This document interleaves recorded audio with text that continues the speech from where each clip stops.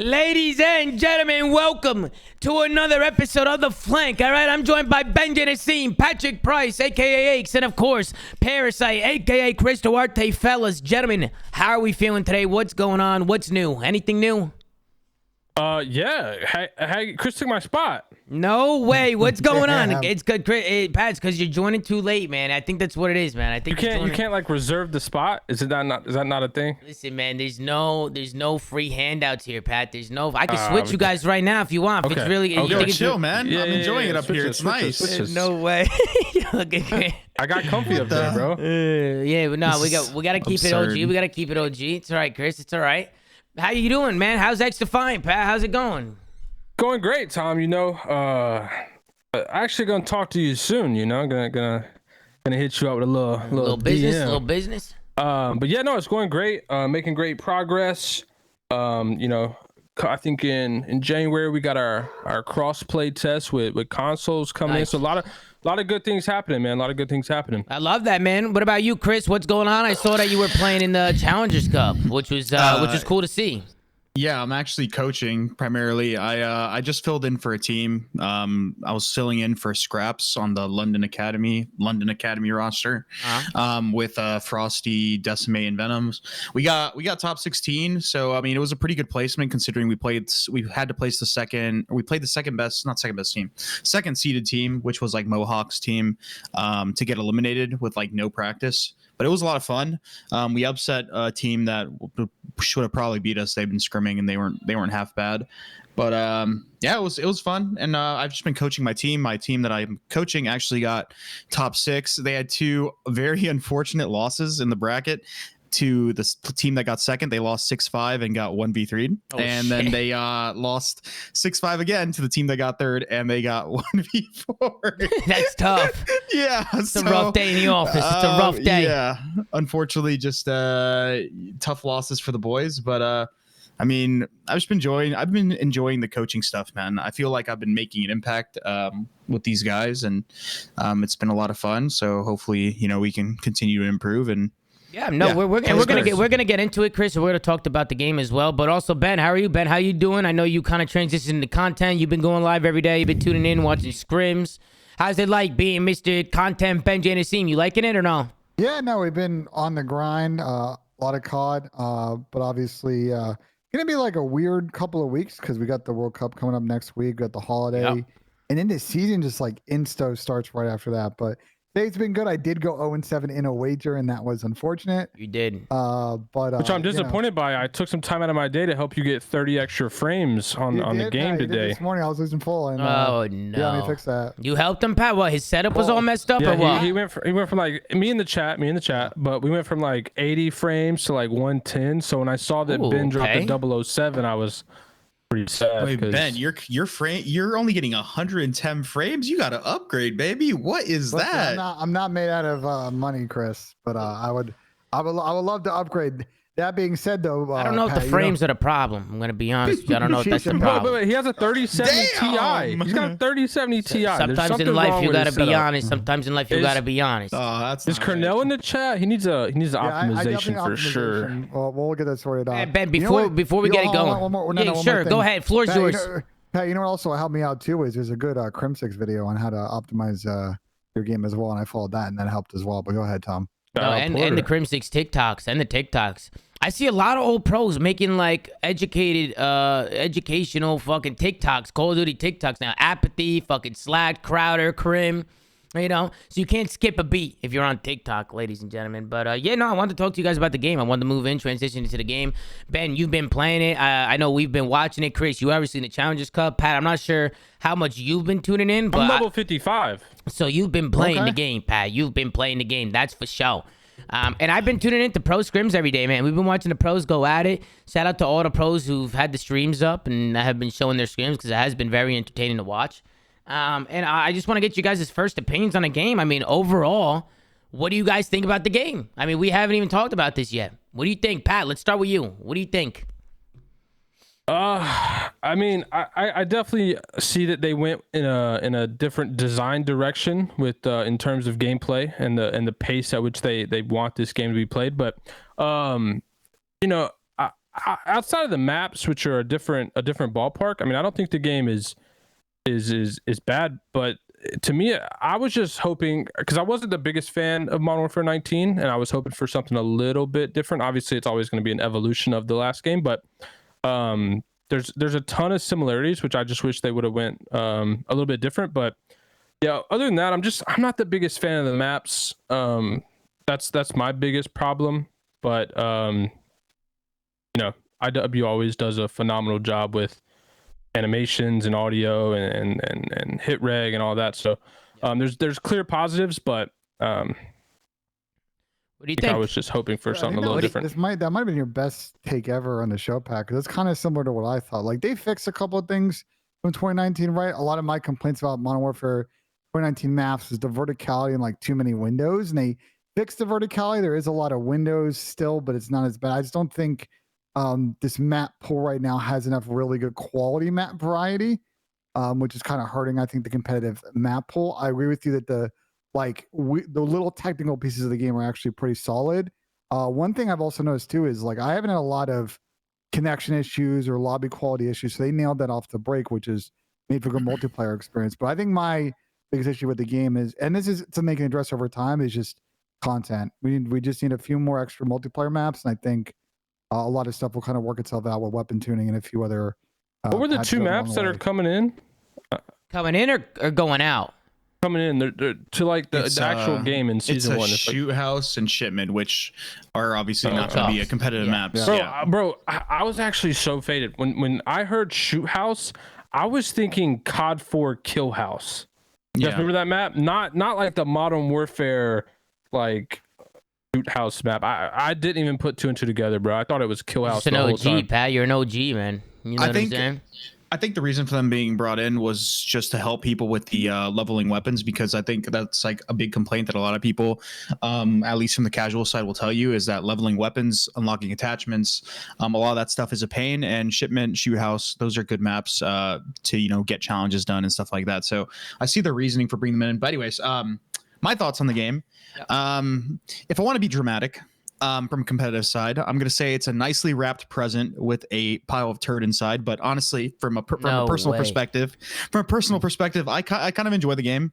I think it's fun. It's fun to shoot. Some of the maps, I guess, took some warming up for me to get used to. I do not like the handling of the weapons. I think the movement is very slow for the way the maps are designed. Currently in the pro scene, there's a big debate about the meta, and people are using a ton of M4s, and some people say the submachine gun's not that good, and M4 players saying the SMG is really good and all that stuff. But those people are fading. The reason why you're seeing a lot of ARs pulled out, it's not because of the M4 being that good. I think it'll happen with the Scar as well, because that would be the next gun in line to take it over with like the whole meta argument. It's the map design. There's a lot of head glitches. The lanes are very fucking narrow, and there's a lot of long sight lines, medium sight lines, and right now the SMGs, although they have great handling, they're very situational weapons, and if you can't get into those situations, you are just getting mowed down. Like it's obscene. And then on top of that, the handling of most weapons in this game, outside of like a couple SMGs, you're just way too heavy, and the movement is very slow. So you really can't react in a lot of gunfights. You essentially don't have gunfights in this game. Like, a guy either like jumps around a corner and zaps you, or you jump around a corner and zap them, and it's just. It's a very weird dynamic, and I'm not a fan of it. I hope it improves, but we'll see. Hey Chris, did you say this game is a present wrapped in shit? That's what he's saying. If I want to be dramatic, and then follow that up with, I enjoy it. So you enjoy shit? What's going on, baby? Listen, I said if I wanted to be dramatic from a competitive side, I'll say that. He did say that. Because it looks good, it feels good, it sounds good. It's a very nice looking game from the outside, but if you really get down into the intricacies of the game and see all the stuff that they did to it, coming from the other older Call of Duties, it's just a step down from the Call of Duties that we are used to, right? I think it's clear cut. It's an awesome casual game and a horrible competitive game, and I think Infinity Ward, that's kind of their like honestly, it's their I don't want to say it's their motivation, but it's kind of like just they're settling these days. Yeah, that's their go-to. Like that's what you expect, and it sucks from a competitive standpoint, considering that the next 2 years is going to be Modern Warfare. Obviously, things can change as the game goes on, but I mean, I think that's just a shitty thing to kind of look at going. I mean, we're only a month in, and it's like, oh, okay, this game is just not ideal competitively at all. And they made $1 million, Pat, in 10 days, and they also $1 billion $1 billion in 10 days. $1 million. My bad. I meant $1 billion, which is fucking insane. $1 billion in 10 days is nuts, especially they haven't released any new maps yet. No, they're gonna obviously release a bunch of things. Warzone's not even out yet. DMZ. I mean, a lot of this stuff hasn't even hit the fan yet. Well, they haven't had any real multi-platform shooter competition this year, so the calendar's been pretty clear for them. And no games have came out, huh? Literally, yeah. Oh, it was 3 days. It was $1 billion in 3 days. In terms of shooters, there have been games that have come out, AAA titles, but in terms of of this genre, not really. And I think to your point, it does play like a solid casual game. I think the fix on the competitive side, look, I don't think we're going to see much at the moment tweak, although we'll see if there's any kind of weapon tuning stuff that they change to make the game better for Warzone. I think the way to solve the competitive thing long term over a 2-year cycle is just more content. If they keep the maps fresh and good quality maps, throwback maps, new maps, I think it would solve some, not all of those concerns. The problem with that is I feel like the competitive issues are at a core gameplay level. Like Chris was kind of mentioning, like the maps. I mean, that's just an issue in itself, but just the overall flow, like the handling is super slow. There's tons of head glitches. The handling in terms of like sprint to fire and stuff like that, those things are just like core. You want to be quick because that's like what is exciting competitively. And then obviously the sound. I mean, I'm still mind blown about the sound with how loud footsteps are. And then obviously red dots on the minimap, which I'm still confused by. Does anyone have insight on that? Why that hasn't became like a setting yet? What's interesting, Pat, is that they had it in the game in private match where you could flip it on and off, and then they took it out, which I thought was like it seemed like a huge fuck you. That's what it felt like, Yeah, that's mind blowing. I mean, considering that's been a core mechanic, not even just in COD, but even in competitive, right? Like they had launched with that in Modern Warfare 19, and then competitive had the setting or whatever. Yeah. And they've been flirting with this. Now they're like, take it out. That's kind of mind blowing.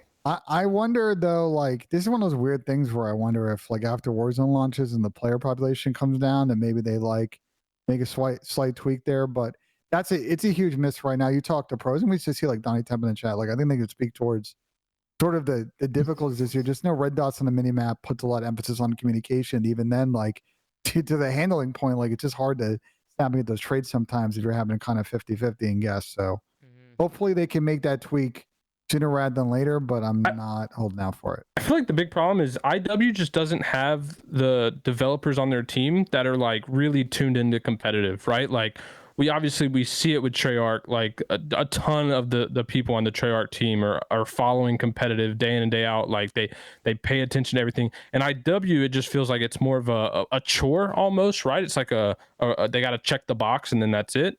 And I think that's something that's really, really needed out of studios. I think Sledgehammer, even for a good portion of time, at least in their prior games, they were very involved and wanted to, had dev team members that wanted to see the competitive scene flourish and succeed. And I feel like IW is kind of lacking that, whether it's been people coming and going in the studio or whatever. I really feel like they lack that presence, and that's why some of these decisions just don't get brought to light. Even small things, right? Like why red dots on the minimap are a big deal, why certain things just need to happen. I feel like IW more so than other studios just really lack that. And I feel like they had the resources too to do that. I mean, we just saw how much money they made in 3 days in the first week of the game. You would think that maybe they can hire a team, Pat, just to focus on the esports side of things, focus on the competitive side of things. We know rank play might be coming out soon, right? But who knows how that's going to be? So is it rank play is handled by Treyarch? Yeah. So it's probably going to be the same. You already see the disconnect. Yeah. Huge disconnect. Massive disconnect. And I don't know. I feel like we might run into some problems with that, but it's been like that for years, Pat. I feel like there's no point of even hoping anymore of like them focusing more on the esports side of things and then the competitive side. Because one thing I don't understand is even if they focused and made the game more towards the competitive scene, the casuals won't go anywhere. I feel like the casuals just still buy the game.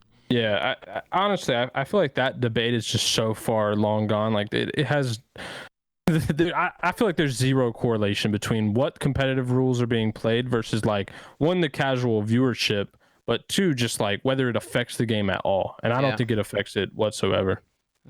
I do like the way the game plays out, though. I don't know if you guys have been tuning into scrims or watching how hardpoint plays out. Definitely want to talk about control, because personally, I think control is terrible. I hate watching it. I think it's an absolute snooze in this game. But 5v5 specialist mode. I actually like how hardpoint kind of plays out in this game. I feel like it's very rotational heavy. Like, you have to stay ahead of the game, make sure you're rotating and setting up, and I feel like you really lock down hills. I see a lot of teams chalking like 40, 45 seconds on a lot of these hills, because they don't want to put themselves in a blender. You could chain hills, and games can get away from you super quickly. So I definitely feel like right now, the way hardpoint's playing, I actually kind of enjoy it. You know what the problem is, Tom? Best of sevens have 2 hardpoint, 2 controls. Which is yikes. Which is horrible. Couple of things here. So, to your hardpoint comment, I think the maps kind of right now facilitate that. Like, you look at like a map like Fortress, and you look at like P3, like for rotation and holding that back there and really trying to maximize the 40-20 you're probably going to get is really key, or 40-0. But we can obviously see if the meta shifts towards we get into next year when people get comfortable with the spawns and the timings, and people are comfortable sending one guy to hit old and kind of play a little bit more aggressive. I agree control does not play good in this game, and I wonder if that is very much a product of the maps that we have to play for control, because I think like Embassy control is a real tough watch right now. I think the maps are definitely a big part. Embassy control is not a map. 7 hills, right? Sorry, Fortress, my bad. Don't they still have like 7, 6, 8 hills? Like LSClo's a control map. Fortress. Asilo is I'm not a big fan of it from a controls perspective. Also, one thing that I will say though, Tom, about control is this is the one game where I think it's arguable that offense is better on almost every map except on 2 of the 3 maps. Like, I actually think offense is no BS better, because once you get like a 1 wipe, the team just spawns so far away. Yeah.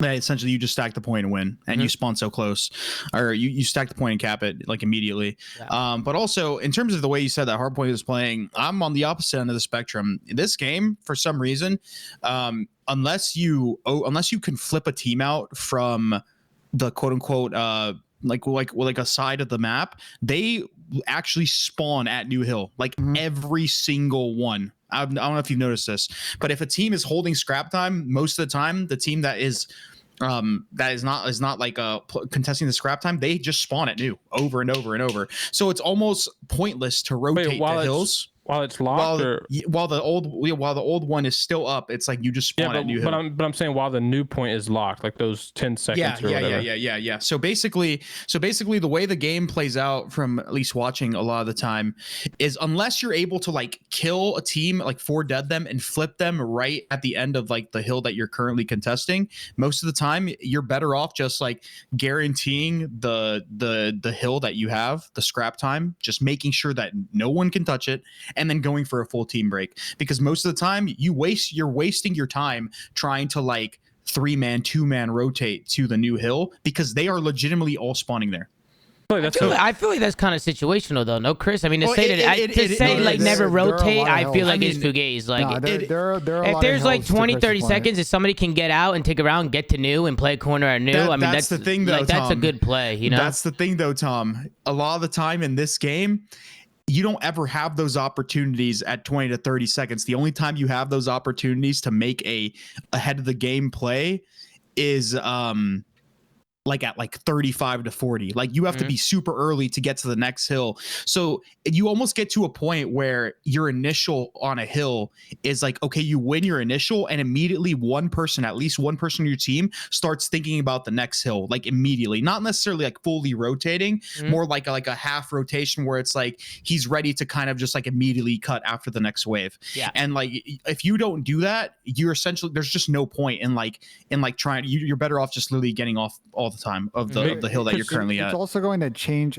I've noticed like P2, for example, on Fortress, like there's just decisions you got to make on hitting certain long routes to not get in that like back-to-back spawn blinder you just described, where you're getting a 30-30, but they got 40 on P1, and then now you're given the P3 spawn. So by the end of the first 3 hills on Fortress, you're down 60, and you're gonna have to fight on the next. I mean, it's very situational. There are maybe like a handful of hills in the entire game that have niches like that. For example, P2 to P3, that whole rotation is very weird because P3 is actually unbreakable. Like you can, I mean, there are cases where you can break it. Maybe you get some good nades off and you break some trophies here and there, or maybe a streak. But for the most part, if a team gets fully set up, it's rather unbreakable. Yeah, there's a lot of hills like that, right, Chris? Yeah, that are really hard to break. And that's why I'm telling you. So for the most part, when you're playing the game, if you don't get there early, you have to just wait for your teammate to come off scrap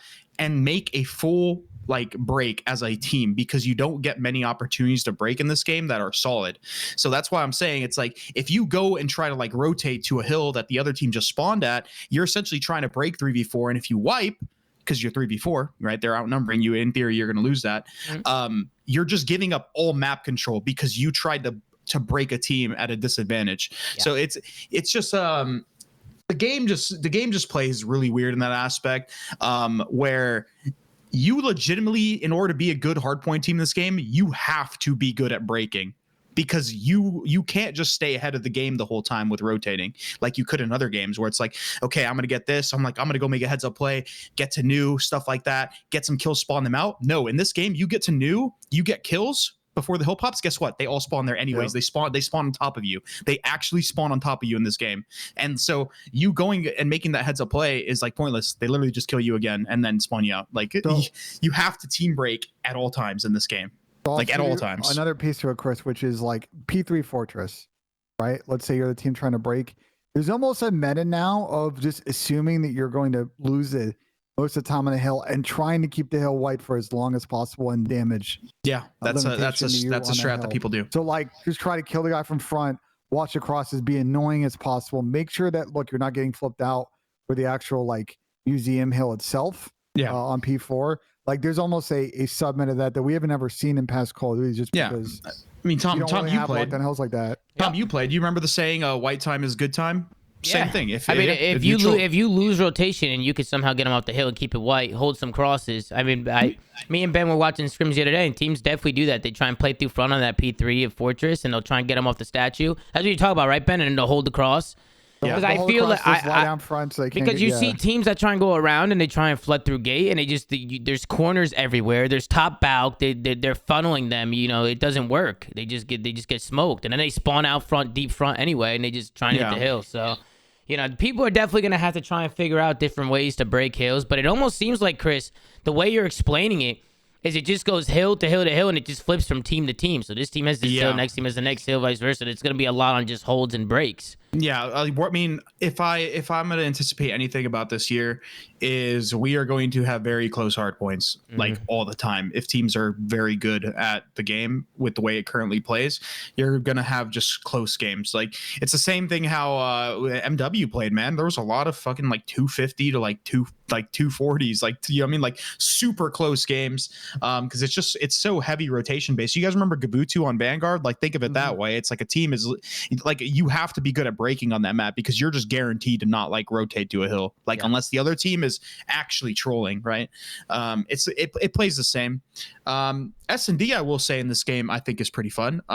It's even fun with the whole dead silence stuff. I think the maps on this game, they're almost kind of neutral in a way where like one bomb site is, I think, better for the offense and one bomb site is better for the defense.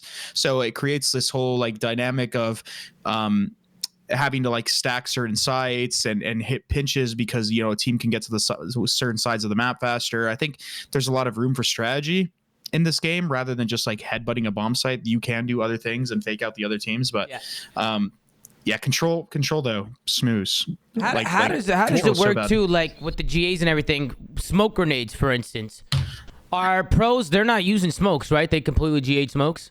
They use one in search and destroy, and they use none in respawn. And although I do agree with that. This is the argument. This is the argument behind the smoke grenade not being used in respawn, is because it creates chaos. Because in certain scenarios, a guy will just throw smoke on his feet and buy time, and it just gets super mixy and it's pointless. But full Stewie Q. There's also literally one-way smokes. Yeah, but then there's also the whole argument that you could say, for example, some of these hills, like breaking them is damn near next to impossible unless the team that's on the defending end is throwing, or like you get maybe some lucky timing with like, oh, they don't have a trophy up for this rotation and we get there fast enough, we can maybe get a pick with the grenade.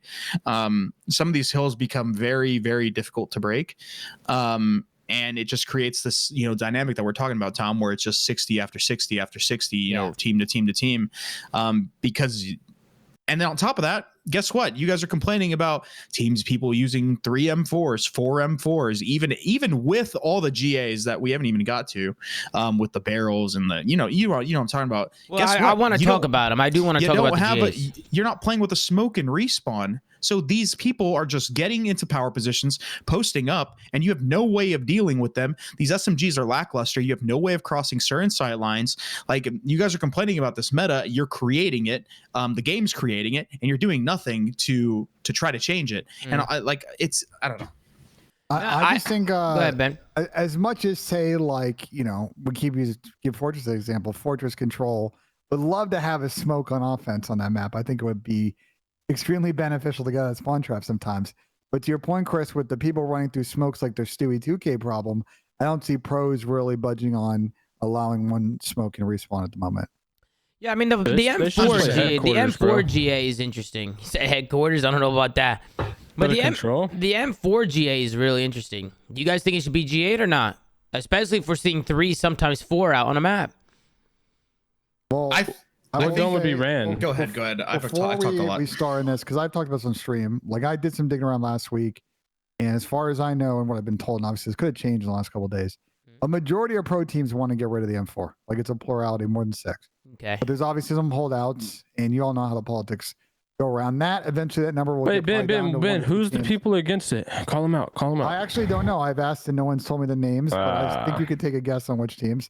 And it's not a small enough number where people are just like, screw them, let's blacklist them. It's actually probably 3 or 4, but once it gets down to 1 or 2 teams, it's probably gone, because those teams will get blacklisted, and that'll be that. No 1 or 2 teams have ever successfully held out like a GA like that. Yeah, I'm not. The problem is, go ahead, Pat. Go ahead. No, go ahead. I was just gonna say, I feel like with the M4, we see so many of them out. It's a do-it-all gun. I agree with Chris. It's very hard for subs to cross certain lines of sight, especially without a smoke. You have to really, that's why it's important, Chris. Like, you got to get to hills early, especially with a sub, because you can get pushed up into like close quarters or like close scenarios and kind of put yourself in a good situation. But I feel like M4s are taking over right now, bro. People are gonna do it with scars. People will do it with any ARs. Wait, I got a question. It's the maps. It's the maps. Oh yeah, but at least with a scar, Chris, like up close, you won't be able to get as mixy with it. It doesn't shoot as fast. It doesn't aim in as fast. No, actually, Tom, it has better handling. Like, the class that pros use has better handling. Okay. Even with the heaviest barrel, and you can make a class that is probably that handles a lot better than the M4. It might not kill as fast. It might not be as forgiving, because the scar kills very quick. It actually 3 bullets to the upper chest. I know, bro. Trust me, everything kills quick. No, it kills. I get it. It kills. It can kill fast. I definitely personally, I think the M4, like those short, like those close mid-range fights, is better than the scar. Personally, I mean, yeah, of course. Wait, did y'all see Easy Mac's tweet? I actually, no. Yeah, I actually agree with it. We actually, bro, this was talked about like, I don't know how many years ago, but we talked about doing something similar, where you basically just had presets, right? Like, all ARs use one of these guns, all SMGs use one of these guns, and they're predetermined builds. I actually think something like that could work in this game, because the issue that we're having is, like, basically you have to GA all the fucking guns because they're absurd due to the TTK. And so it's like, if you're not going to do the 130 health thing, I think something like this is worth doing. I don't know if it was like Rambo that was talking about it, like maybe using like the worst guns. Yeah, it was Rambo that talked about that. I don't know what guns that would be. Probably what, like the 5.56 Lockman AR. I don't know if that good, but something like that where you basically just have preset guns that are decent but not OP, and then it's kind of fair because then everyone can pick from the same pool. I mean, in Cold War, we essentially did that, right? We got rid of the M4. I think the AK was GA'd. In Challengers, at least we got rid of the QBZ because it was a better version of the Krig. Pros but didn't really use it too, Chris. But oh no, I get it. But essentially, it got to a point where every single gun was not allowed besides the Krig and the 74U, or the other guns were just really bad that weren't GA'd. And I think the game played good. But bro, I'm gonna be honest. It doesn't matter if you pick whatever guns in the maps. I'm telling you right now, you're still gonna run 3 ARs in some of these maps and a lot of these hills. The only thing, there's 2 things that can fix that, in my opinion. You either force people to only use 2 ARs max. It's like almost like a weapon. What is that thing called? Weapon draft thing where you can only use 2 ARs and 2 subs. I know, but hear me out. That's one thing you can do, which I think is fucking cheese. At least in Search and Destroy, that would never fly because sometimes you want to all play for picks, you want to all use ARs, etc. You can't force teams to do that.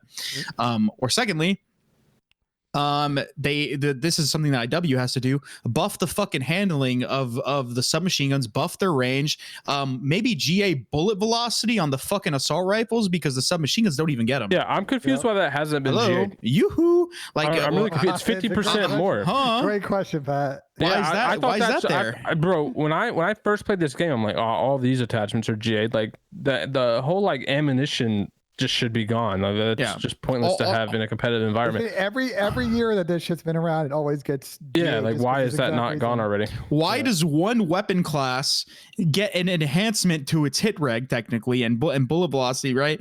And the other class doesn't? Why the fuck is that allowed? Like it's pros. If you guys are in here, I don't know what you guys are thinking. Yeah, great, bullet velocity is cool and all. I'm grateful that we can have something closer to hit scan, but SMGs don't even get it. You're fucked. On top of that, you're the like.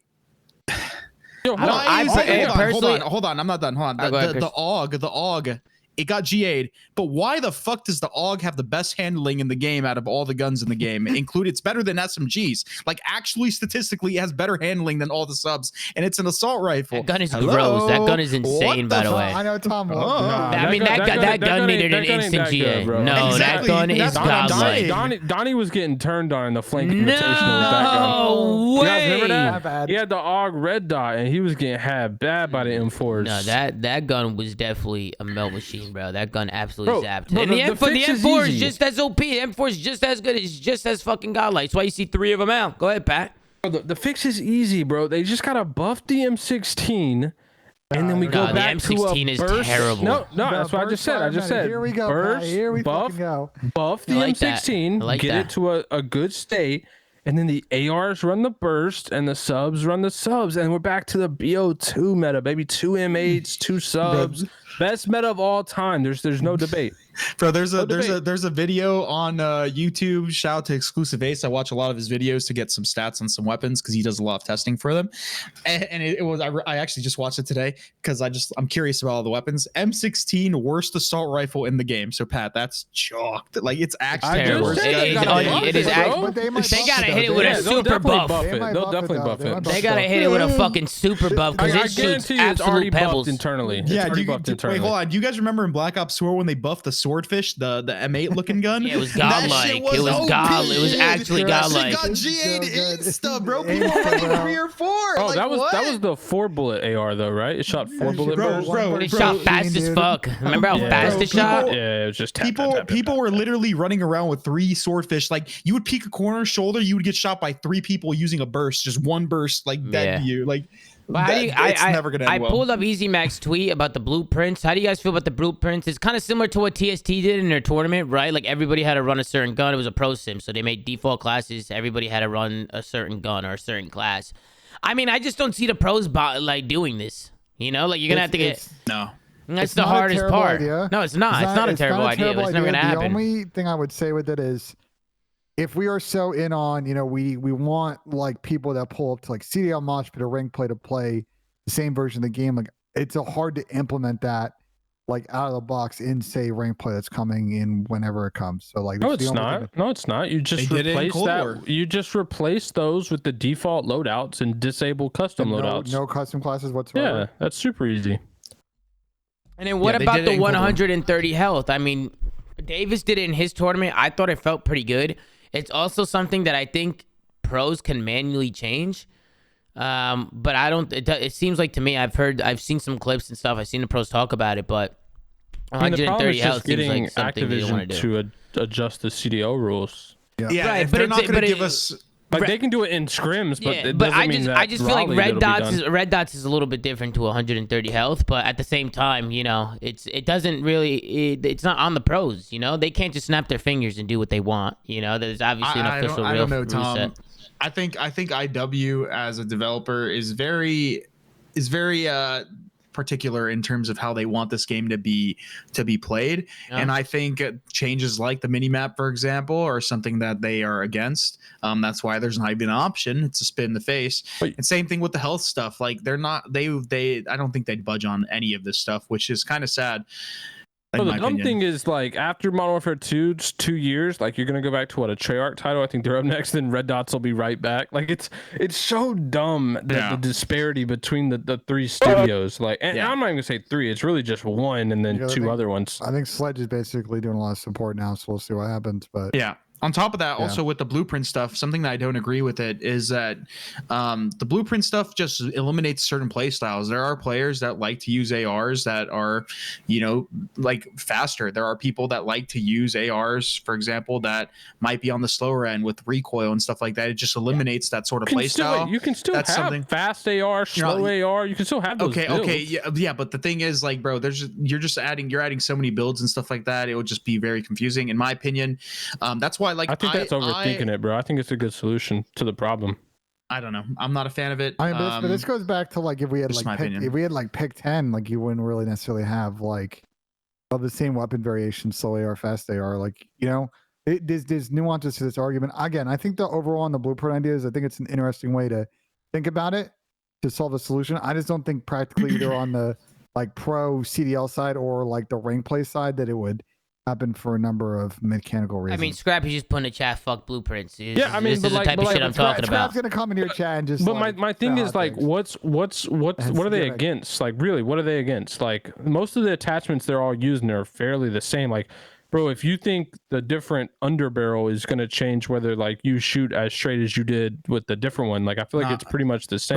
Bro, I'm not gonna lie. Like, I was using a barrel on my M4, and they GA'd all the barrels except for the high tower one, and I was pissed because, bro. Yeah, but that's just some like you're insane shit, bro. The attachments barely change anything. Wait, no. The guns are literally better without attachments. Have you seen look at like exclusive video, like they the actually are better without attachments. That's a fact. Like, bro, all the recoil attachments basically do the same thing in the smallest fucking way. Like, no, the barrels though the barrels are the thing that change the gun the most, and basically, I think like the way that they made the M4 now is they tried to make it so you couldn't make one that was a little bit snappier, right? Because they hated that SMGs were running this fast AR class, this like SMG M4, and it just kind of like, again, it almost ruins playstyles because, like, for example, my build that I was running, I wasn't abusing the fact that I was making a submachine gun version of the M4. I was but I was using something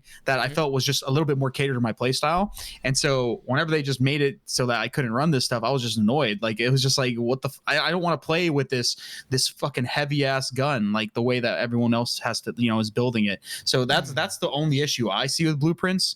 I guess you can solve it by making multiple blueprints of the same, you know, build of the same weapon, but I don't know, I just think it's too much. I think the main solution that you can maybe get at is get rid of some of these other weapons, like let's say get rid of the M4, but if you really are worried about it, just limit the amount of assault rifles a team can use, at least in respawn. Like, if you guys are really pressed about it, I don't really see another issue, because I'm telling you right now, it's the maps. There's just too many medium to long range sight lines and head glitches, and with the headshot multiplier and the bullet velocity, like, ARs are just I don't think bullet velocity should be in the conversation, bro. That shit should have been gone like a while ago. Yeah, that pros, if you guys are listening, you guys should not be playing with bullet velocity every game ever. You guys should not be playing with bullet velocity as an attachment, an ammo conversion or ammo type on one fucking weapon class.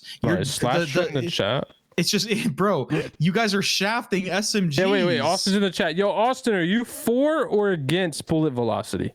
He's probably going to be against it now. I know you're in the chat. I know you're in the chat.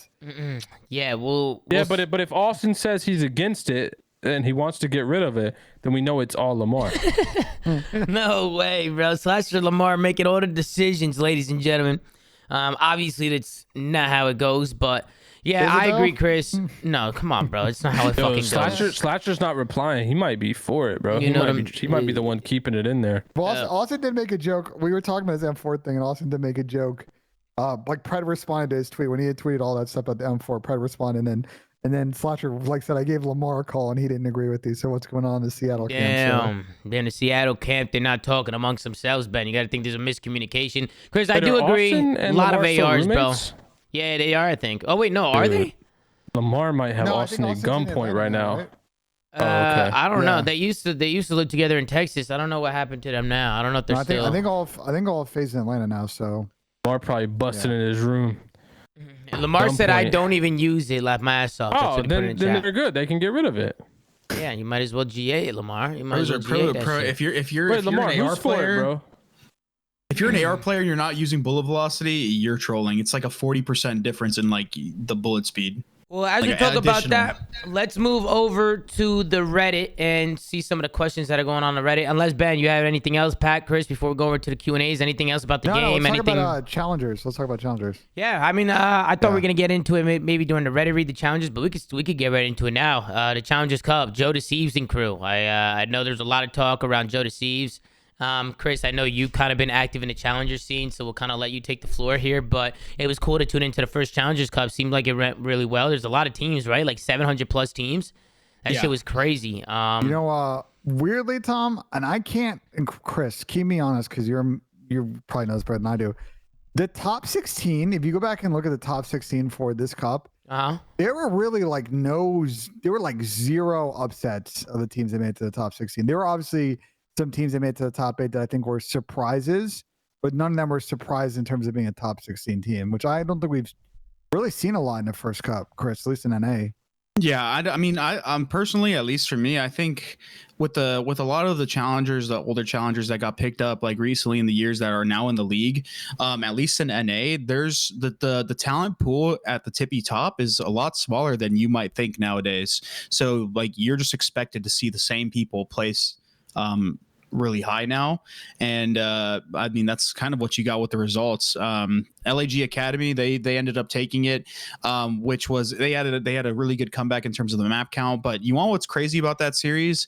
I pointed it out as soon as it was over. They had the ultimate Neslo, 2 controls and 2 search and destroys, and they won the grand finals. They didn't even win a hard point. That's why. And when you think about the best of 7 with 2 controls, and it's tippable, right? Like I mean, they won it. Their search and destroy was really good, but dude, double control, that game mode stinks. But hey, man, tippable. Imagine winning 2 blitz and 2 S&Ds and winning in a grand finals. Like, dude, that's absurd. We might need to rethink on that before Major 1, because I agree it probably should be. Oh, and there was no winner.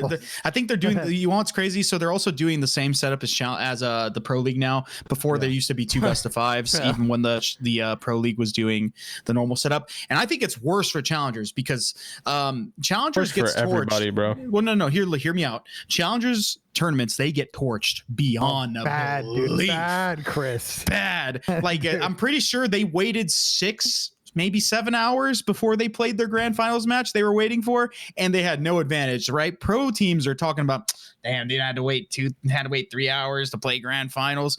7 hours, bro.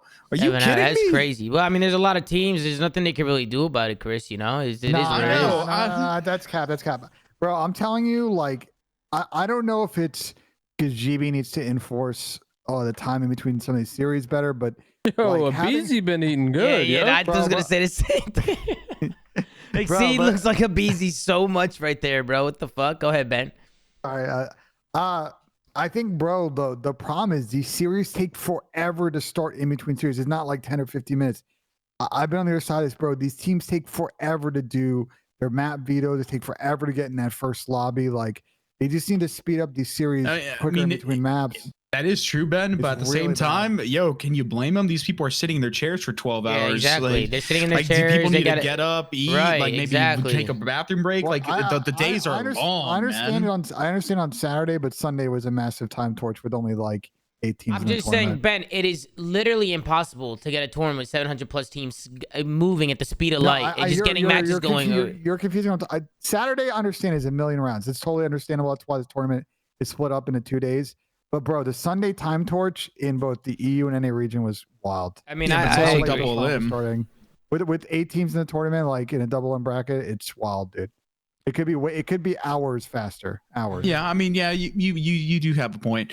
But also, I mean, congratulations to LAG. I know you guys were just bringing up Joe DeCeve's name. I think Joe DeCeve is a good player. But I think the real star of this team who doesn't get a lot of the limelight is my son. My son, Adam Assault. It's Exceed. He just won Challenger Champs last year. He had a really strong year. He was frying. And he started off the tournament and he put up the best stats on his team as a submachine gun player. I'm pretty sure the guy's really, really good, super underrated. I think his stint on Rocker as a sub and him coming into that situation when that team unfortunately took a turn for the worse after LANs were dissolved in Modern Warfare. I think it put a like pin on his career in terms of like just the notoriety that he got as a player. And he's been doing a lot to kind of earn his respect in the challenger scene, and he's trying to make it back. And he's a good friend of mine, and I think he deserves a lot more praise. Joe DeCeve's obviously 18 years old, hot on the block, but you got to give your props to Exceed. That guy's a unit. Joe definitely has potential, but he's also teaming with people that are essentially, coming off winning Challenger Champs, placing second at Champs, and then you also have DiamondCon, who has previous Pro League experience. So, I mean, I'm not throwing shade on the guy. He obviously performed well, and they won the tournament. But like, you got to show love. I just checked the stats. Chris. Exceed looked great. Exceed looked great. In Adam the Assault played better in the grand finals than Exceed. By what? Like 0.2 KD with an assault rifle, the M4. Whoa, no. Whoa, if you want to go there. Better plus minus, more assists, more damage, better kills per game in both hardpoint S&D, a 1.4 in S&D, the only one to go positive in hardpoint on the team, best KD on the team. Dude. He was doing it all out there. No one's discrediting Adam. No one's discrediting Adam. But that guy has an M4 and Exceed. I'm pretty sure out of their team, I could be wrong, but I'm pretty sure out of their team. It doesn't even matter what. Exceed was probably running an M4. He was playing control and hardpoint. Or control and search. That's all they won. Listen, bro, I really watched and Exceed was fucking piecing, bro. I was watching a lot of the tournament and he was going big for them multiple times. So it was fun to watch. And Assault's always been a good player, Pat. I mean, he's a world champion. He's always. What happened to the? I thought this Real guy was supposed to be gross. He had bad in the finals. Yeah, he struggled a little bit, but he was in the finals. Just a rough final for them. Where is he located? Where's Real from? I thought he was overseas. Is he here now? He's here. He's either in Minnesota or Dallas. Okay. Yeah. Holy timing, guys. I'm not gonna lie. You guys were just talking about how there needs to be faster vetoes and all that stuff. Well, they just I'm in this Challenger Discord and announcement. I'm going to read it off to you. Hello, 2023 Challenger players. For the upcoming weekend Cup number 2, we will be introducing a stall penalty system for all Cup vetoes to negate delays in the match/tournament. There we go. First penalty is a warning. Second penalty is map 1 loss. Third penalty is a match loss. So if teams are not completing their vetoes and lobbying up like fast enough, then you are going to be getting forfeited. Guy Ben just celebrated like it's God champs. He just celebrated like he just won God champs. You gotta think, Chris, is Game Battle, stream watching our stream. Was bro, who's watching, bro? Who is watching? They're always watching. They're always watching, man. Funny. I think on the Challengers point, there's a lot to be said. I think from Challengers both on EU and NA that's interesting. I actually think a player who I actually wanted to tip this weekend in Challengers is Chance Mox. Yeah, he looked good. He did look good. Came back into COD, teaming with Noisy, Wardy, and Sheen, and they got top 3. Yeah, but didn't that Wardy guy like 1v4 twice? Chill. That was my team. Yeah, he 1v4'd round 11 too. That was insane. Wait, was that against you, Chris? Did you guys get 1v4? Yeah, there was some miscommunication amongst the camp, and they ended up they got MW'd and he got away, and it was bad plays. Nah, but you got to give it to him. That was a nice. Yeah, that was a one nice one before. Listen, I roasted my team enough. Who was it for, Chris? Like the most? Was the second guy? It's always the second guy. Second guy got absolutely horked on, bro. I'm not gonna lie. He got pooped on. Yeah, it's always the second guy. I will say I will not say names, but there was a situation where basically somebody died, watched the kill cam, and could have corrected a call out, which could have saved somebody, and they didn't say anything during the kill cam. That's what happened. Yeah, but was the second guy in a non-tradable position? No. But basically, Here it is, Pat. This is it, Pat. You'll see Yeah. it. You'll see it. You'll see it. Look at that. The Hollow first just kill. got he got look, boombased. so Whoa, so wait, look- Hollow, where are you at? Yeah, So hold on. Go back. By himself, away from the bomb, Actually, in a I don't know if you can go up. non-tradable. Damn, who just got ripped? Listen. So in the kill cam, you'll see where Wardy got the kill. They thought he was pinned behind a forklift, but since you can't see red dots, Yeah, but they thought why he are was. Why are they all split up though? No, I hear you, but why are they all split up? They thought he was trapped behind a box. So by the time they realized he wasn't trapped behind a box, Wardy had snuck up on Hollow and immediately went for him. Yeah, I mean, I hear you, but why are they split up? Even if they got him trapped, Hey, listen, I'm not the one playing, but that would have never happened if you were there, Chris. Yeah. Good play out of him. All right, Great play. that's it. Great play from Morty. He clutches a 1v4 round 11, and that pushes him on. That moves him on because that was the last map, right, Chris? That was game 5. Like Chance I was said, putting on. my team lost 6-5 in that fashion to the team that got third, and lost 6-5 to the team that got second. So you got to think they clutch up. They're probably in the grand finals. They're probably chilling, yeah. Yep. Yeah. Listen, I said we take it over to the Reddit. Ben, you got another? What else, Ben? You got more? The final thing on challengers, obviously, there's another challengers cup coming up this weekend. So obviously, if y'all are around before the holiday, at least in the US, like, Are we playing in it? I don't know. Are we playing But in the it? flank challengers team, should we do it? We sign up. We would get fucking shit on, bro. We're not going to be last seed. I got points. I got top 16. So We're chilling, man. I got Listen, points. We got hosts and shit. Listen, bro, I'd be doing my thing, but Hey, you gotta think about it. We might get some forfeit wins with people not hitting their vetoes and shit. nice facts. And Because also, that's Ben always is hitting the vetoes ASAP, bro. No. We know, Pat. You're good at enforcing those.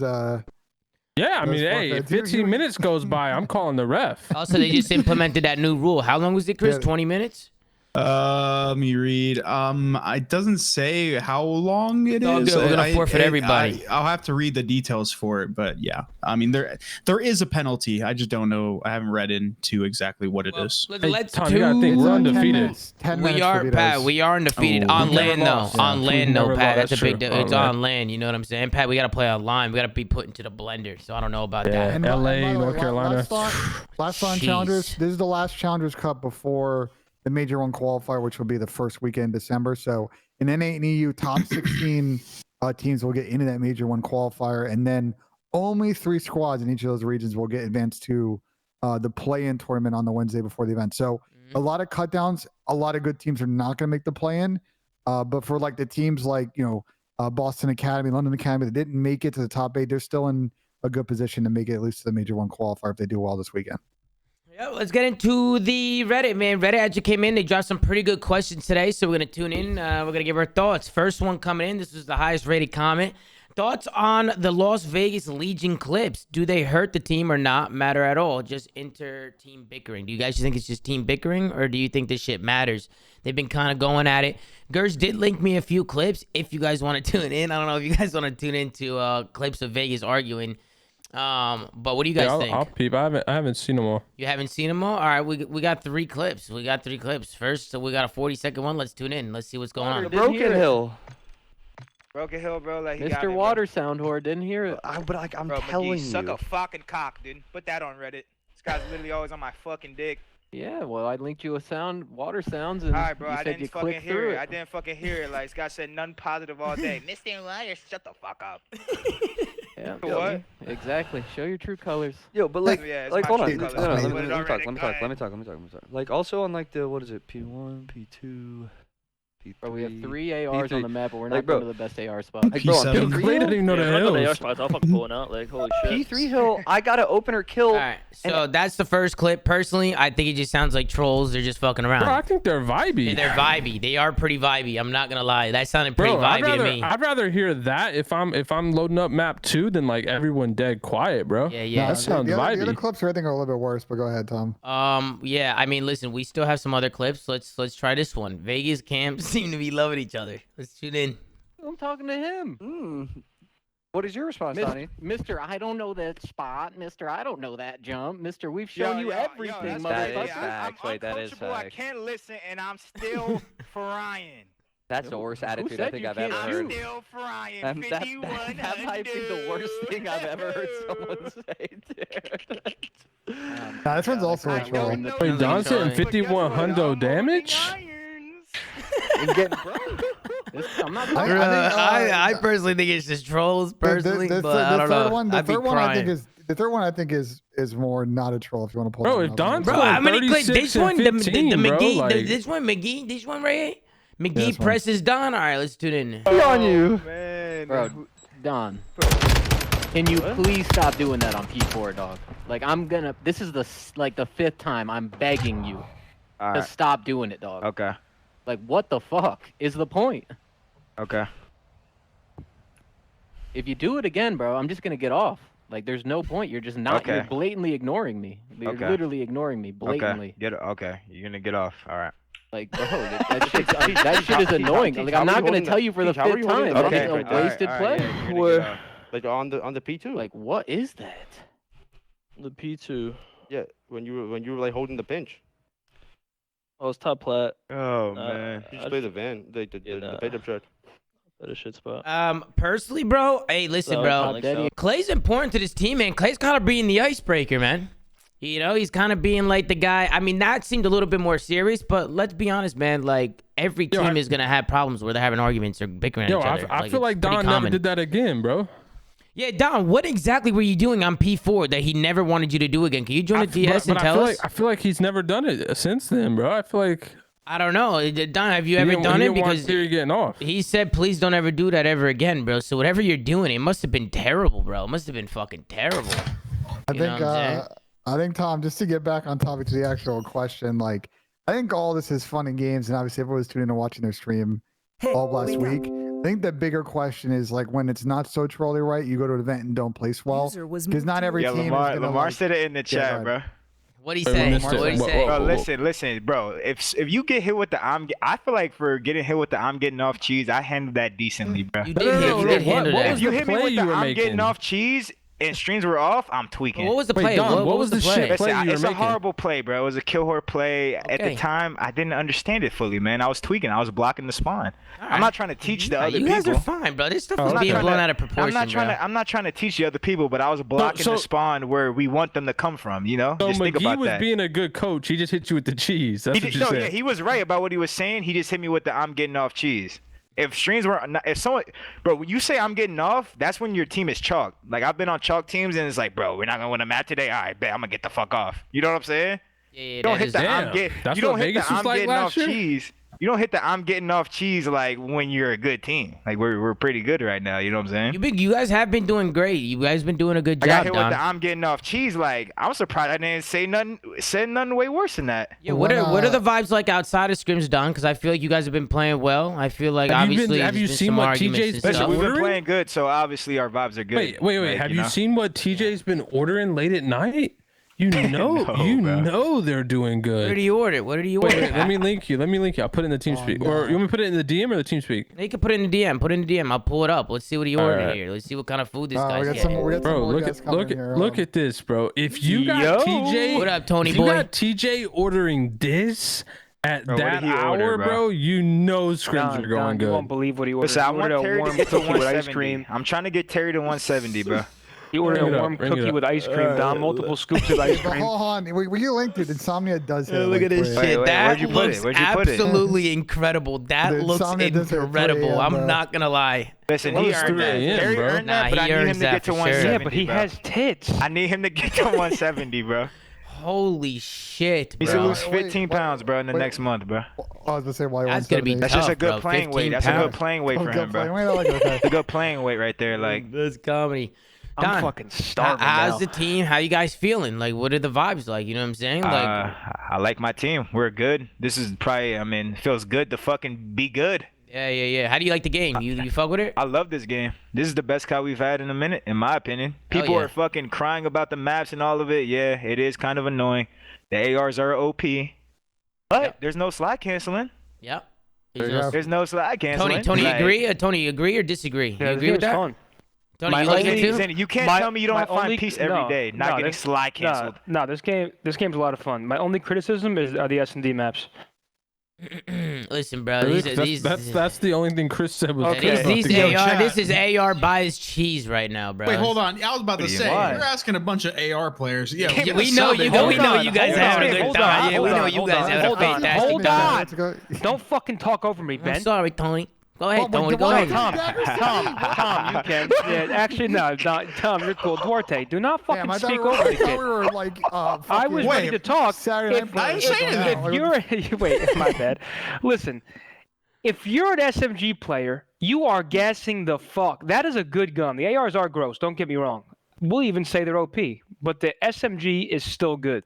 Wait, the SMG, but it's not good the compared to SMG the is M4. good, but it's not I'm an better. M4 It's and I not even admit that. Bro, it's not even like close. It's like not But I'm competitive. confused. Like, I don't understand. Like, the SMG is, I don't know. I think it's godlike close range. What do you want to do, map people? No, there needs to be a balance. In competitive, there's always had to be a balance at the medium range, bro. The medium range has to be the 50-50 line. That's how it's always been in COD. It just needs to be there. Right now, at medium range, the SMG is getting smoked. Like, it's not even close, bro. bro. The M4 is cheese, bro. The You can't M4 argue is it. good in every situation. M4 is the absolute only way to cheese. sub is maybe better is just up close, just in your face, you know? feet away. in the range that it should be going in. Yeah, why is but there 80 needs to be more of a Listen, I'll balance. pop that You kid can't with a lie pin. though. You guys got to Oh, give them a shit, round my of bad. applause for no slide canceling. Like, we were crying about that for years. People were getting injured for button Listen, mashing. I'm not giving the props Like, for are no we slide dead? Like- canceling when they can't even give us People good were getting pull-up time. injured. Hold on, Literally Tom. Hold on, injuries. Don. Listen, I can't give them props for no slide canceling when they got rid of double jump. They got rid of good pull-up times. They got rid of strafe speed. They added fucking not bullet velocity. They bullet velocity. Like, where's hit scan? Like, bro, I can't give them props when they got rid of all that stuff. Yeah, no, I'm not giving them props because they're the ones That's who crazy. removed strafe speed from COD. That was literally their thing. Literally saving injuries, Reload bro. cancels a good one. No, Yeah, Alright, bring listen, reload listen. cancel back, man. Yeah, Holy the reload shit. cancel. The reload cancel is a little frustrating. I'm not gonna lie. Sometimes it's And I would really love annoying. a red dot. Um, Yeah, on the mini that map. shit might have sailed though. I uh, mean, fuck me. Fuck me. what, Tony? What's the problem, Tony? I'm Tony. begging for red dots. Also, Tony, I hit you with a Kobe right to the face to take you out of the TS2 tournament. How did that Methods feel? now, How did that in feel? a 1v4 back against the wall. Methods now. About to jump top AC. Down goes ZooMaa. Santana Charles. He falls as well. You Optic shot me in the Diesel. back, Tony. You shot me in the back. You got too old, Tony. You got Optic too Diesel old. snapback falls off, and now Hey, it's a Don, 1v1. Don, I Method had with his 17 second first 1v4 map. of the tournament. His second 1v4. I don't. Sorry, No, sorry, you're sorry. good. But Donnie, I had 17 first map and 16 second map. Me and Lamar were slamming them. You were carrying a slamming 'em. current league pro, Lamar Betty. No. We were both frying. That's what was going on. Wait, hold You on. were carrying him. Aren't you a current league pro? Yeah, very true. And I beat you. Shit. Yeah, but I wasn't getting carried. That is true. Tony was going off. He was doing his Who thing. else is on your team, Tony? Who was my team for that one? I had Dr. Lupo. I had Destroy. Joe-O, the Movement King. As well as... He's a Joe the Movement King. Joe was actually Who else twisted, did I bro. He's have? twisted. Joe, he knows what he's doing. Who the fuck else did I But he have? did kept jumping off Oh, of I had top Doug. I had AC. Sensor Martin. How can you Doug forget Martin. Doug? How? Doug was Out raging of at all content people, creators. how can you forget Doug? Doug was raging at content. He's like, Dr. Lupo! How hard to stay alive? All I know is me and Me and Zen were the duo for a weekend, bro. We got we were, Bro, Shit. Porter was doing the same thing, Tony. He was doing the same Champions. thing. He was Yeah, yelling they at need all to the get a creators, grip. bro. Dude, I was telling Doug to relax, dude. He's like, guys, he's trying to cross an embassy in Planet. He goes, I can't even get the bomb down. We're all dropping. How hard is it to stay alive? Bro, you're hilarious. You're fucking Joe was like, comedy. I'm making a play. I think Joe got blooded. I swear to God, 14 rounds in a row. He just, bro, honestly, we just kept smoking out the bomb and he was hopping off a top AC like a crazy man. So we were just killing him, just flying out of the door. I was like, holy shit. Man, that's good This shit. guy is twisted. But yo, let's go back to this Reddit. You guys are welcome to join us, Donnie and Tony. Thank you guys for joining the show. It's an absolute pleasure as always. We're going through a little Reddit read right now. Right now, the next one says, the GA list is so long they'd be better off using a whitelist instead. What does he mean by that? bad. A whitelist? Well, he's just saying they've removed so much stuff that you should just have a list of stuff you can actually use. Oh, okay. Let's see this. Thoughts on FaZe not looking dominant in scrims this year. In both Cold War and Vanguard, we saw FaZe dominating most early stream scrims. Now we see them losing many hard points to Vegas and Boston. Is it due to the game having a lower skill gap mechanically, or rather the team is adjusting to Slasher? Maybe this year FaZe will not be the #1 team on the CDL standings. Ben, we'll start it off with you. Because you have a big ass smile on your face, so go ahead. Just this question so many times in my stream in the last like week. Bro, I saw this and I was like, bro, I keep telling my chat, man, you're seeing it's because Zinni's team and obviously Zinni and Don here, and both their teams are pretty much the only team streaming scrims unless any of the teams play an amateur team. Obviously, they're not after Sunday. You were literally seeing teams play maybe 20% of scrims. Ideally, probably less over a shorter week span. And I hit up the FaZe guys because people in my stream were like blah blah blah blah, and asked them what your stream record was, and it's actually like pretty good from my understanding. So I think people need to be very careful. Bro, everyone's record's good though, Ben. You gotta keep that in mind. What I'm saying is I think everyone needs to be careful about what they saw over the last 2 weeks in regards to teams. People are still learning the games. People start trying to figure out what weapons they want to run. People are still trying to figure out what hills they want to set up. Sometimes even people are trying to figure out all the callouts they're going to have on a given map. I think what's key is obviously the rest of this week and next week, because those are 2 big weeks now. The rule set is locked in to really start to get ahead of some teams and bank those scrim bucks, because when you get in those same situations in a real match, on December 2nd, it's gonna be really key. Scrim bucks. Scrim bucks, bro. I'm gonna be honest. Pat, you don't understand that scrim bucks concept? Nope. All right, so think about it this way. Ready? Oh, here we go. So you go through a certain situation in scrims and you talk it through and you figure out what you want to do. We've now put that scrimbuck dollar in your bank, and when you run in that same situation down the line in a real match where you can take that dollar out, you know what to do in that situation. That's why practice is so important, because you can work on those weird 50-50 situations, sort of macro stuff that you keep making mistakes on, and get better on those things. I'm very confused. Like, that's just practice, bro. Did I miss Ben say stupid shit? What did he say? I'm trying to distill it to I just muted out for a second. What did you say, Nassim? What was Ben trying to say, Chris? Can you summarize it? No, I get what he's trying to say, but Ben's terrible. Like, Ben just says the worst. Like, what are they called? For this, Ben always says the worst terminologies. What Ben? What did he say? Connective tissue? No, he didn't say that. It was much worse. No, is Ben, buy his it. cryptocurrency, the scrim buck that's coming out next week. This is not something, by the way, Ben said. hold on, first off, this is not something I invented. It exists in other esports. Scamming you, chat. He's scamming you. Overwatch is a good example that uses this fucking term a lot. I think it's a good way to think about how practice works, because I always see people like CDL Scrim Intel account and people just thinking that map counts and scrims are important. And we have professional pro players in here. Like, y'all can speak to the fact that, like, yeah, it's nice to be 19-0 on a map. But what's more important is you go into a map when you play a real match and you feel confident what you're going to execute based on, all the times you've lost and had to talk over certain situations. That's more important than getting better. Ben, I'm gonna keep. You don't try to lose. You don't try to lose in scrims. Well, obviously, you don't fucking try and lose. You know what I'm saying? Like, getting better on the map. Of course, right? You're practicing. So if you lose, you're gonna talk about the mistakes and you're gonna try and correct them. And you're gonna get better. Freed, ladies and Wait, gentlemen. so Ben, what did you say? Can you summarize what you said really shortly for me? Like, really quick? I was talking He just summarized it. He just summarized it. That was the summary.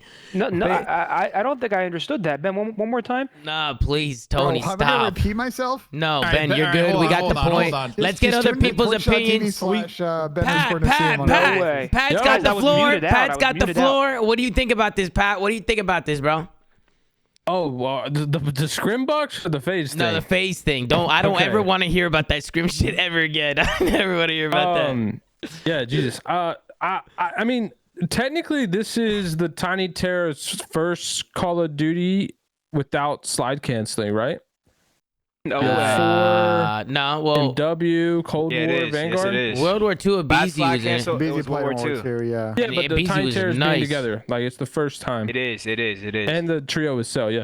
So, I mean, look, I think there is some, adjustment in play style, especially with how this game plays. It's, I think that the piss poor handling that every gun has is a major adjustment for their play style. But I mean, at the end of the day, I mean, they're FaZe. I think they'll easily put it together, even if they're not winning all the scrims right now.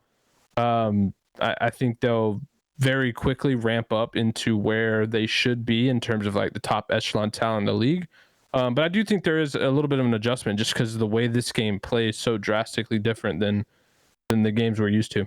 Yep. Yeah, I think the game mode that they need to improve on is actually not the game we're going to see much in scrims. Last year, I think the biggest shortcoming for the team was not their respawn performance, but how like mediocre, especially in the end of the year, they were at search. And you're not going to see them play search on stream, and then bringing in Austin. I think part of that process is to get better in the game mode. To me, that's going to be the key to watch them and see if they can be back to being that top 1, top 2 S&D team. Go ahead, Chris. Yeah. I think just from an outsider person that hasn't watched them play too much, just looking at it, from just face value.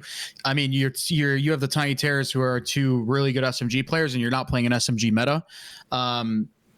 Playing simple. Also, on top of that, we're at the early game, right? A lot like we were at a point a couple of days ago where classes were changing every single day because people weren't sure what to use. Things were getting GA'd. I think in terms of the seriousness of all scrims, but I think they just started getting serious like recently, right? Teams aren't streaming scrims anymore and all that stuff. So practice is going to be, people are going to put a lot more. People are going to put a lot more emphasis and effort into their practice now because it's getting a lot more serious, right? People are turning the streams off. I think the meta is getting kind of set in, but just in general, like, bro, you have 2 SMG players that can't even use SMGs because if you watch scrims, it didn't matter if you GA'd these barrels or these attachments. People are still running 3 M4s on a lot of maps. Sometimes 4 you can get away with. It doesn't really matter.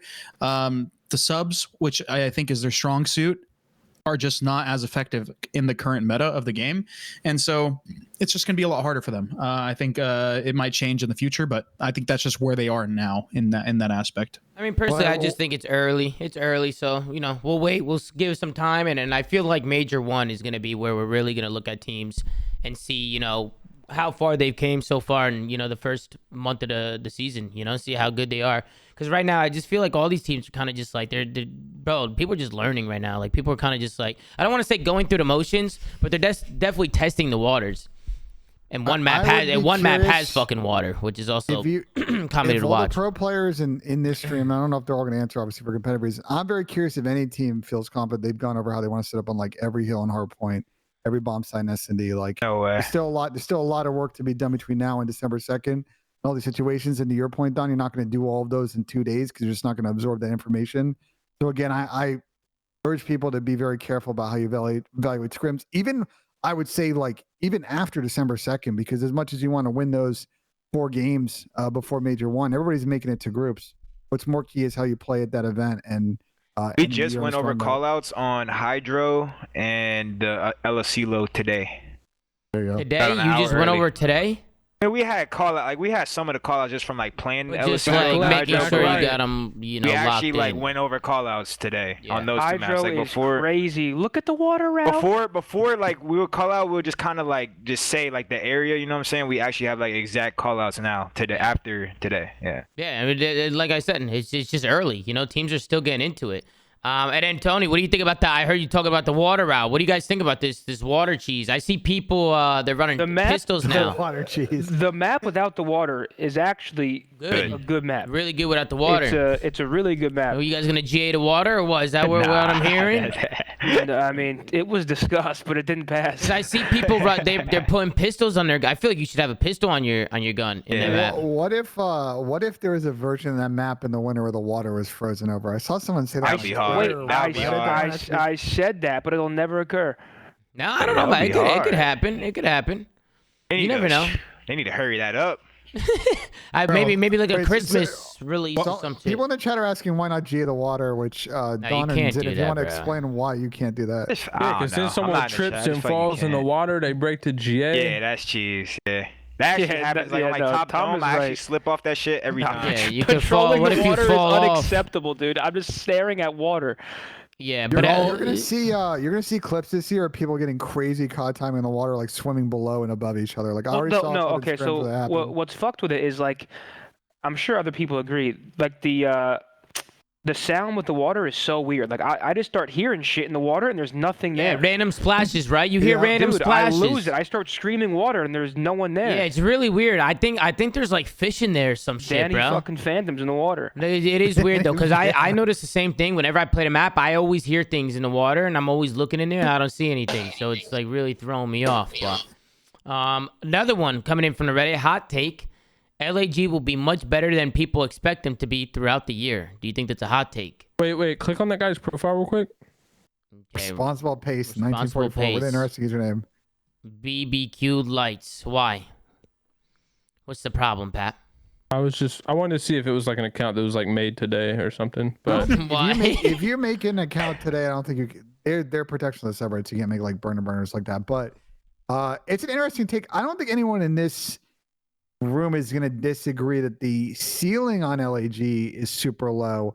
I think the problem is at times when you've watched them play with a version of this roster for now, 8 months, 9 months across 2 titles, like they don't have as high of a floor as some other teams. And so, yeah, could the same situation happen like last year where they can pull up to an event and it just really, really clips for sure. They've got some, COD CDL winners on their team. But at times at LAG, at least, and I've talked about this on my stream a lot, I think they're a team that struggles with collective decision-making, individual decision-making in a lot of situations. So you're going to get issues where sometimes they're getting on and they're going to make mistakes and it's going to be an issue for sure. I feel like the issue that we were talking about with FaZe, like these guys kind of suffer from even more so. Like Neptune, Bart, and Kyler, like kind of hyper aggressive subs in a game where it's like Chris is saying there's like, yeah, but he's still a hyper aggressive player, whether he's running an AR or not. Like, I don't know. I just feel like this is like this like chow everything team, which would be good in like a Vanguard, but it's like in this game, I just don't. But you guys don't think these players can adapt? You guys don't think these players like this can adapt? No, they can definitely adapt. But I think it's one of those things where it's like the natural play style they're always their best in, right? Yeah. And so it's like even if they adapt, like they'll still be able to do it at a pro level, but they're not going to be as good as like they would have been otherwise. So I think this team is just like top 6, best case, top 8 through 12, most likely. Yeah. This is the first game in a while where like there's actual punishment for making wrong plays. Mm-hmm. Like you just get full 60, full 120, like with the TTK and the maps and the setups. Like this is the first, like Vanguard, you could do whatever the fuck you want, run around and spawn up and hit the hill again. Whereas it's not really possible in this game. Yeah, I think we were talking about that before. This game, Cold War was just like the last time you can get seriously punished for being out of position. Like and Tony, I mean, I'm biased as an AR, but obviously this game is like super punishing if you fuck up once. I've seen you guys scrimming a little bit, but I feel like you guys are like chalking 40 seconds sometimes, like chalking 45 and rotating like super early and just like setting up and calling it a fucking day, you know? Because it's like you don't want to get punished where you go down 120 points and you just lose fucking composure. This game still confuses me though. Like there's a lot of weird spawns and parallel spawns. Well, they're just like you'll spawn in the same location as your teammates, but not in the same exact location. Like they're squad-ish spawns. I forget who tweeted that, but I don't know. It just confusing sometimes. I think the way this game works, Zen, in terms of that, the punishing aspect is that it's in this game you get locked down by the maps. Like you actually get spawn trapped. So one thing happens and all of a sudden you are spawning in the back of a hill and you can't get out. And then you have the same system as MW to a degree where there's checkpoints on the map. And if you reach this checkpoint on the map, you get the spawn. You take it from the other team. And if you don't reach it, you will spawn in this one place over and over and over and over and over. It doesn't matter if the other team's, let's say, blocking. There's no like blocking in this game, if that makes sense. Like the old anchoring thing, like, oh, I'm blocking the back. There isn't any of that stuff in this game. You just trap the other team. You keep them in a box. And that's why it's just, I don't know. I hate the way it plays sometimes, but it's just the way the game is. Mm-hmm. Actually, we don't. I mean, that's why, like, you're talking about a perfect example is like Fortress, right? When they get those like P3 spawns and you have them trapped, like, bro, teams are gonna figure this shit out on every map on how to just pin teams back and spawn trap them and not let them fucking leave the spawn. That's why teams are gonna have to be good at working together and breaking, though. You know what I'm saying, Chris? Like when they're putting those traps and stuff, like people are gonna have to come up with, find ways to try and get out the most effective way. But we also got another hot take coming in on the Reddit. We got Joe Deceives, Wardy, and Beans will all be starting after Major 1. What do you guys think about this? I don't think that's true. I fucking hope not. If Joe Deceives starts before like Exceed or Assault, then I think there's a clear problem with how Challenger talent is being handled. Wardy, what team is he on? Well, they're already on teams. That's the problem, Paz. Like they're already on the roster, you know? Yeah. Well, I'm talking about like from an academy to a pro team step up. Like that's what I meant. Like if you're looking at your academy team and you're like, okay, I have these players here, I want to make a roster change on my main team. Just because you have Joe Deceive sign as the official sub spot, that doesn't stop you from putting Exceed on your actual sub spot and subbing him in. But most franchises, Pat, are gonna throw in their sub. I mean, they're paying them for a reason. That's why they're there. Well, they have an academy team though. To be fair, LAG. Some do. The Kroenke family owns the LAG spot. They've got hella funds. I think and that's not like 50 grand is not. If any listen, sign another one, bro. It could be LAG for sure. To Pat's point. Yeah, but my point was just that I don't think Joe Deceive currently, from what we've seen, should ever start over, because he said after Major 1, so I'm assuming that just means in the next month, should start over Exceed or Assault based on what we've seen. Is Wardy on New York? Yeah, he's on New York. Yeah. I don't see that one happening, but Beans is likely. I mean, depending on how Boston does at Major 1, I could definitely see that happening. Thank you, Pat. Yeah, I think Beans is really good. He was playing really, really well when he was on the like 100 and something ping when I was playing with him. And I've seen him do his thing in Challengers. He's probably one of the better players in their team. Wardy, I mean, he was putting my my Challengers team in a chokehold and had that crazy one before. That guy's definitely talented.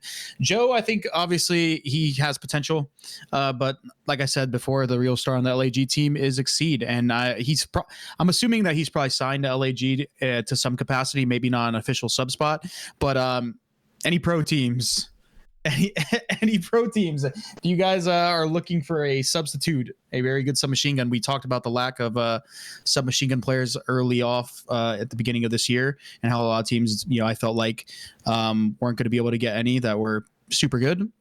You guys should definitely look into that player. If you guys are going to scout somebody, scout Exceed. Guy's been doing it for a while. What did he suck you off? I just give credit where it's due. I'm just kidding. I think he's good. I think he was fine in the Challengers Cup. No way Chris is coaching a squad, but telling CDL teams to pick up someone else not on his team. Hey, listen, he's gotta be real. He's gotta be real. When I'm on the show, the next day we hit scrims, I'm like, Chris, don't talk to me, when I'm on the show, I'm unbiased, but on top of that, hey, listen, I talked about what happened to my team in the tournament this last weekend. They got to earn it, all right? Hell yeah, bro. Hell yeah. Yo, Chris said I like y'all getting 1v4'd. I'm not gassing you. The big thing about Major 1, and I've been taking some time and kind of thought about it, it's like, I'm very curious if a team pulls up and just has like a really tough loss on that lower side of their group, right? They go like 1 and 2 in groups and they get the 3rd overall spot. Like, what's their takeaway from that weekend? Do they feel like they were 1 match away and they don't want to make a change? Or is it blow it up? And that might like kind of decide if the Major 1 roster man that I feel like we've been hyping up a bit may happen or not happen. I'm very curious just to see how that stuff breaks out, because if teams feel like after that they came up way short, then yeah, we can see a couple of those guys make it on their main roster from a sub spot. But if a couple of teams are like, it is what it is, beginning of the game, let's try it one more major, then that sort of roster mania or a portion of that roster mania we think might happen after Major 1 might be more of sort of a like middle February after Major 2 type situation. But if you can always pack a punch, you pack a punch, Pat. That's absolutely facts, Tom. If you can pack a punch, you do it. And I think that's the real question. Challengers, Ben, it's always been like that, like teams, they change and change and change if they're not winning. But I think if a team is placing top 3, it depends how they got there. If they got there in a pretty comfortable manner and there's nobody else that they could pick up that they think is better, right? I'm saying like 3rd, like if you end up being out of the tournament by Friday because you finished 3rd in your group, right? It's a group stage tournament, double. It's a GSL group, so you got to win 2 before you lose 2. Mm-hmm. Well, if you're the team that lost your last match on Friday to try and get that second spot in your group to get to Saturday, Sunday. Like, what's your takeaway in that situation? We were one series away from getting for the weekend. listen, there are other features out there other than checkmark, man. That's funny, bro. That's funny. good from you, Snapback. Listen, I would love access to Media Studio if Twitter have verified me over the last couple of years, but it's all good. All right, man. you're not the only one, Ben. Everybody's buying the blue checks now. Everybody's buying them. They all got the, Can't the even Twitter buy it blue. anymore. Ben got I it when took it that was shit hot. away, yeah. Yeah, no, because it was called because everybody was mimicking. Did you guys see what happened? All these other people were Elon were making bot accounts and mimicking them as other companies, and it was affecting the stock market and shit. Well, Eli Lilly is like they lost billions because of that tweet about free insulin. Yeah, bro. It was causing a lot of fucking problems. So it's crazy how instantly, Elon had to walk back some things. Wait, do you see it? Not to derail us too much off topic, but do you see today that Elon tweeted that they're going to get rid of the badge under a tweet that shows what device you tweeted from? Because apparently it slows down Twitter. Really? I didn't know that slowed down Twitter. But wait, I don't mind that. I mean, like, I don't know why that was ever there. Like, what does it matter if you tweet from the web browser, iOS, or Android? Like, that's what Elon's point was. It's like it's just a weird feature to add. No, he just makes shit up and tweets it. Yeah, Elon is he's a different breed on Twitter, that's for sure. But let's get back to the Reddit. Let's see what's going on. Although if you do have an Android, you should probably get called out for having an Android. Bro, that's what I'm saying, bro. Okay, off-topic stream. Next question, addressing the elephant in the room. Scump is retiring at the end of the season unless Optic wins every major and champs. 1, who is the most likely replacement for Scump? 2, looking at contracts for next year, what pros will be available for signing? 3, looking beyond pros, are there any challenger players on the radar? Damn, 3 big questions. Yo, three I thought big we were questions. limiting 1 question per person. This guy hit us with topics these are and good questions And inside honestly, of I got the answer, chat. I got honestly, the answer. There was no, and then he asked about the maps. Just to kind of summarize it, he asked about the maps. And we can talk about I think the he's maps gonna get bored and return after a month. You think so? You think after a month he's just gonna say, "Fuck it, I'm done"? Nah, he won't do that. Zane, you're He'll play good with it. friends with him. Like, you think if he dips, it's final. Like, that's that. as the hand of the king, I can't speak on it. The hand of the king. No fucking entertainment. Jesus Christ. Oh my Jesus Christ. Well, I mean, Anthony listen. Hightower. Who is Anthony Hightower, bro. most likely replacing him? I mean, it's obviously a hard player to replace. I think. I don't think anyone's answer is- replacing Seth. Yeah, The right. answer Like is- that's hold like on. irreplaceable in a way. Seth. He doesn't only just bring the talent. He brings a lot of other things to the organization. Yeah. So, but go ahead, Ben. What were you gonna say? That's it. First off, this is assuming, by the way, they're a team of 3 in the offseason, which I would say is 100% guarantee. Mhm. And the second thing is the answer is they can get whoever they want, buyout or free agent or whatever. If Optic comes calling and you want to dip off your team, like, they'll figure out whatever monetary value is required to make that move happen. So, Yeah. I mean, you could toss up names like Pred or whatever. I see people spamming in the chat. We still have a whole season of COD in front of us. Speculation is obviously fun, makes good content, but I also think it's a fucking useless conversation. Because Bro, it's fuck no- Listen. Call of Duty is all recency bias. Whoever is frying towards the end of the game and can fill that role and is a free, it's literally impossible to answer That right is now. true. I mean, it's there's gonna be obviously Pred, bro. Okay, Gonna be Pred. Listen, lock it. Listen, it's Pred. Lock it in. Listen, Pred's been uploading YouTube videos. Hex called him up on the side. Hex called him up on the side and was like, "Hey, yo, get that YouTube flowing. Get that YouTube flowing." Wait, you think I so, mean, Chris? AG's definitely up there. I think that's coming from his agency. I think what'll happen. I'm trolling. I'm is- trolling, guys. I'm trolling. I think what'll happen is it'll be Shotzi looking for 3. If Brandon has a good season this year, he'll stay on the team. It'll be them 2 looking for 2, and they'll just pick of the litter, whoever they want. I like I said, Pat. I would be, if they don't have a dominant end of the season. Like, it could definitely be not a 3 looking for 1 situation. That's why I'm very confused with the way it's being phrased this way. I know people are fun to speculate, but it may not. Who's play out free that way. agents after this year? There's a lot of people. Well, so that's a great question, which I think right now we don't really necessarily have the answer to who has signed an extension in the last few months. Unfortunately, Yeah, wasn't that info out of date or something? There's a lot of players like players signed 3 years. There's a lot of players on weird ass contracts now. Yeah, and unfortunately, there's no public place for us to all see that information now. I would assume, like any other Wait, I thought there was. I thought you said there was like the COD they League one. got released. They got released, right? Like or somebody. Well, no, some teams announced it. Like, didn't LAG announce they signed like 3 years for Alec and Spart, and then Yeah, I don't know why. I think it's mean, body Alec, work I get discretion. it, but everyone else. But like if you go to the CDL website right now, like there is no one that's signed. So this is the confusion with the CDL website. It shows that someone signs a new contract or signs a contract, but it's not specific to the number of years and all that jazz. So none of that's public, which makes all of this really hard to speculate on. I would say like we're really probably not going to know until I would assume like any other league on planet Earth. I never confirmed this, but I assume this is how it works. If someone wants to refute that, please let me know. Like at some point before the end of the season, a list goes around all the franchise teams of, hey, all of these players are going to be out of contract. So if you reach out to them, like you're not, tampering, you know what I mean? They're going to be out of their deal once the season's over. So they know who they can actually talk to. If that list ever got out, you would have, an answer to this question. But unless like teams start publicly reporting information or people actually go out and try and source it, like it's going to be impossible to answer number 2. Well, good. Number 3, no. Easy question. Looking beyond pros, are there any challengers players on the radar? As of right now, I mean, you never know, Pat, but as of right now, I don't think there's any. I don't think there are any challenger players that are direct Optic recruits to replace Seth. It's a long season. You never know who breaks through. Bro, there's to replace Seth at the end of the no. They're gonna take high level pros that are in the league that are free agents. They're not gonna pick up a challenger player. No one is like replacing what Seth's impact is in and out of the game. No, we're talking about a roster change. If we're talking about a specific roster spot, it's absolutely plausible that some challengers player that we don't know like makes the come up in an entire season. We've seen it before. We've seen come ups. No, man. All right, Optic is getting pred or simp or Abizi long before they just go like, let me check out challengers. Yeah, that's true. They're gonna get the superstar of the pro league. There are players. Time out. There are players that have come up pretty quick before, right?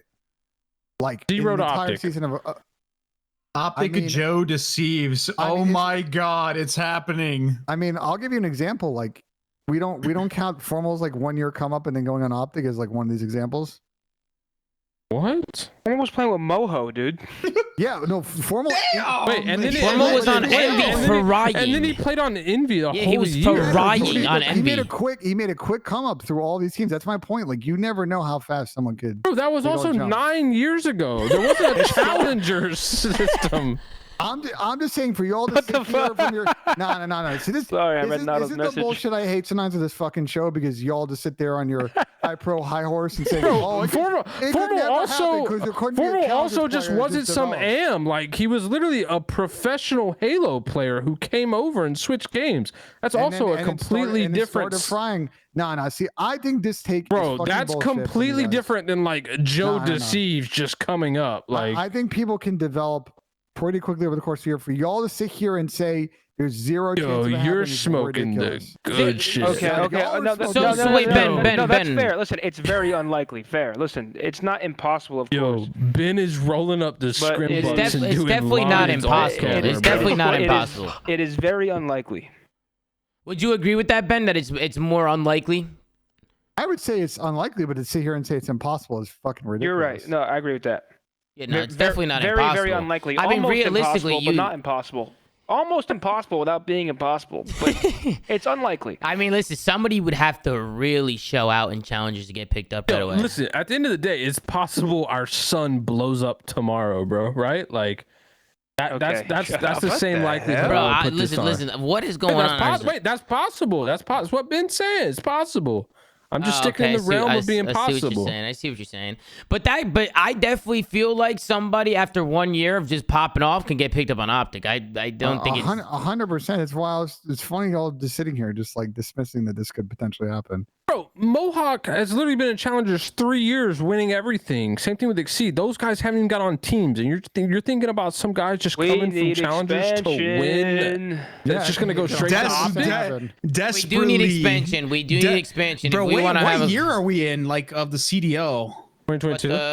No, like how many? No, how many years? What's it? The fourth year. It's the fourth year. Damn, We're in the not this is yo, the fourth the season? fourth year. It went by so fast, bro. It went by so fucking fast. Not one new, like not new team, but like addition, like because the whole Boston thing happened with the replacement, but not one like entirely new spot. Not one. Nah, we've also lost 12 player spots. Oh, From 5v5 to 4v4. lack of opportunity is killing people, bro. I think we Not killing people, it's just retiring people. Well, you know what I mean, bro. Listen, it's killing. Listen. Listen, I know what you meant. We have this offseason seeing at least one owner go on Twitter and say he's for expansion. So I'm hoping there's some momentum there because 4 more teams, 16 would make for great league I format. think I've seen that every year. There's significant interest in expansion, and it's just never happened. Interest. Well, to give you a specific example, the owner of Toronto literally went on Twitter and said like we should do it. I mean, I don't think any owner would be against it. Doesn't make sense. Bro, you want none of these teams are interested in CDL. You want what they're interested in the Warzone players. The reason no owners are against it is because they don't want orgs coming in buying new spots. They want orgs coming in buying their spots and getting You're them fucking out. AIDS. You're fucking AIDS, dude. Oh man, I'm sorry. I'm sorry, Tony. I had to say this. And then the last thing I wanted to talk about was just like the maps. Obviously, the rumors of a couple of the maps being taken out and maybe getting put back in, like the Raceway one and the Grand Prix one, or the Grand Prix one and the Hotel one. I'm pretty sure the Hotel is in the rotation, right? Hotel's in rotation. The Hotel's in the rotation. Well, so that was funny about that because they released a rule set without Hotel, and then 3 hours later it was back in. So that was an interesting. Oh, I also want to call that out, bro. That was a little nerve-wracking. Every time the CDL has done something wrong, Grand Prix, whatever, and then Twitter publicly got super upset, it was fixed, bro. And they always tell you like, don't go to Twitter, take proper channels. Think back to when they announced the format. Remember back in the inaugural season, they announced the format of being horrible. And then like you had everyone on Twitter like being like, what the fuck is this? It's horrible. Yeah. And then like a few days later, they changed it to be a normal format. I feel like, they always say take the proper channels, but every time I see the community up in arms about something, there's a fix within a few days or a few hours. You know how it works, Pat, is because they see that public uproar and someone goes internal, uses that as leverage to an internal battle to make it change. That's why I'm saying going to Twitter is a good thing. That's how you know red dots are fucked, because people have been bitching about that shit since the game released, bro. I think there's a difference of Activision and IW though. Infinity Ward is still having creative control over their title. Bro, and then obviously the rumors that the Raceway's coming back in. Apparently Raceway might be coming back in. At least it would help a lot in certain parts of the map pool for sure. It would help the S&D map pool for sure. S&D map pool is garbage. We're playing what? Fortress and Embassy, Search and Destroy? Lord. Those are I actually don't mind those maps. I like them too. Whoa, you guys are tweaking. I love those maps. Yeah, Donnie loves the maps where you can do one strat the entire fucking game. Oh my god! But Tom, we've talked about this, right? Because Crown Raceway is inspired by Marina Bay, which is the Singapore Grand Prix racetrack, and like you've talked about, like if they can't get over whatever licensing or legal conversations going on there, they can just reskin the cars, call it a day. How many maps are that's what I was. I mean, Pat, like you develop games. How hard is it to reskin a map? Because I was saying that, right? Like the Raceway map. Why can't they just take the cars off? Like change the cars from Make Formula. them Accord. Yeah, man. Yeah, exactly. Just change them to something fucking else, and then change the whole layout of the map. Just make it a complete different. Keep the layout, but just change the skin of the map is what I'm talking about. Then it wouldn't be a Grand Prix. I wouldn't say it's easy, but it's definitely not hard. That's what the fucking map does. Raceway. It's not called Grand Prix anymore. Yeah. Oh, you know what I mean, dude. It wouldn't be a Raceway, bro. What are they racing for? Toyota Corollas? Grand Prix. Don't make me do it. But yeah, we'll see what happens. Why are with all the maps just like carbon copies of real life locations though? What happened to just like creative direction of just making something original? See that is wild, Pat, because here's the thing. You want to know why whenever you load it, I don't know if you guys noticed this, but when you load up into Embassy, when you load up into Fortress, your frames are just garbage. Guess what? Go into Codcaster and zoom out and look around. You're on the Warzone map. No bullshit. It's two of the maps we currently play are actual Warzone locations, and they were probably designed for Warzone before they were designed for actual 66, and then we just kind of used them. Anyways, after that, the rest of the maps in the rotation that we currently play are actual just locations. Hotel, location. Grand Prix, or not Grand Prix, I keep calling it that. Raceway, it's literally a location. We don't even play it yet. Like, bro, what are they doing with the map set right now? Why is this a thing? Where, like Pat said, where the fuck is the creative direction? The museum that's not even the game anymore? Yeah, because I saw JHB literally standing IRL at the museum map. Like, it was crazy. Did you guys see that? Yeah, the Getty's a nice museum, but there's like 4 or 5, I think, right? There's like 4 or 5 maps that are real life locations. Yeah, museum's the Getty. Hotel is a hotel in Europe. Obviously, we just talked about Raceway. Look at this, bro. This is comedy. There's another one too, isn't there?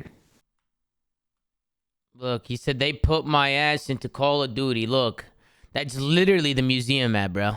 Like, that's like that's literally a replica. That's actually a replica. I can't believe this. Look at this. It's actually, if you're ever in LA. Oh yeah, Piccadilly. I forgot about that. You see this? Yeah. Like, that's what I'm saying. Like, wait, and the border map, the border crossing map, basically the same shit. Just took an overhead picture. Someone watched like Sicario and was like, "That's crazy, man." They are taking this whole let's make Call of Duty as realistic as possible, like too far, bro. Because they're legitimately just making real life locations maps. Next, we're gonna get virtual reality Call of Duty, bro. And we're gonna be spawning in as soldiers with virtual reality headsets at this point. I'm gonna be spawning into X Defiant, baby. They're making maps for all of Crim6's like LARPing partners. Like, oh my god, that's fucked up. But listen, I think that's gonna do it for us on the flank today. I thought we had a fantastic episode. I hope you guys all enjoyed. Make sure to like, comment, subscribe if you're watching on YouTube. Go to anchor.fm/theflank to check out all the audio sites that we're on, and go follow @theflank on Twitter to go check out Gersh, man. He's doing a phenomenal job running socials as always, man. Take care, brush your hair. We'll see you guys on the next one. Thank you guys for watching. It's been an absolute pleasure. Take it easy. Unless, oh dude, you pump faked. Am I doing it? Vengeance. Nassim comes in and sinks a pot, and then we'll get out of here. You better not miss, though. You better not miss. What do you guys got, Pat? I'm going wide left, personally. I'm going wide left here. I'm going right down the middle. You're going right down the middle. You're going sink. No way. Make it. Go ahead. Go ahead. I'm making the shit. Oh, shit. He's confident today. Oh, if he misses this, I'm going to cry laughing. No way. Ben is talking his shit today, bro. He's got to redeem himself. I'm putting it at the back of the map. Putting it at the back of the map. It's like a all right. 8-foot putt now. Hit it, bro. Hit it. Let's talk in more putting. Ladies and gentlemen, Benji Nassim, no socks on, slippers on. You know those smell like shit. Orange boy's gonna miss the fucking putt. He's gonna miss it. Oh my god. He was so cocky. He goes wide left. I called it. He fucking pulled it. He pulled it. He sinks it the second time, but it doesn't matter because he already missed. It doesn't matter because he already missed. Let's go into a post-game interview. The power at 7 foot. I would have made that at the 7 foot. Ben, what happened, Ben? What happened? The wind? Was it the wind? Because I used the 7 foot marker on the, and you complained that when I put on the 7, it's too fucking close. Oh my! So I put it in a spot I just made up behind it, and I hit it for the 7. All right, Ben. There's always next time. There's always next time to sink a putt at the end of the flank, guys. The season will be starting very shortly, so you already know we'll be running flanks every day, man. So I appreciate you guys tuning in. I appreciate you guys watching. Stay tuned for more episodes, and as always, take care, bros. You have a fantastic, phenomenal day. Peace. Later.